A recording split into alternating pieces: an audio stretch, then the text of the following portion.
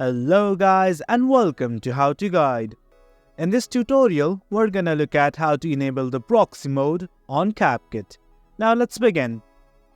As you can see, I have already opened up my CapCut app, and now in the setting bar that we will find at the top, let's click on it. Let's go to settings. And from here, we need to go to performance.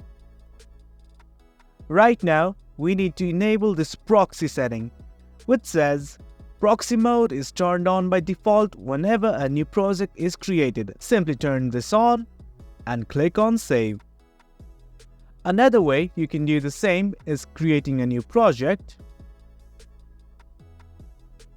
And from here, on the top right corner on this menu bar, you will find this modify icon. Simply click on it.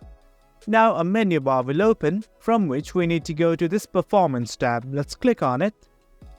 And right here, proxy is enabled, and you can change the resolution from here as well.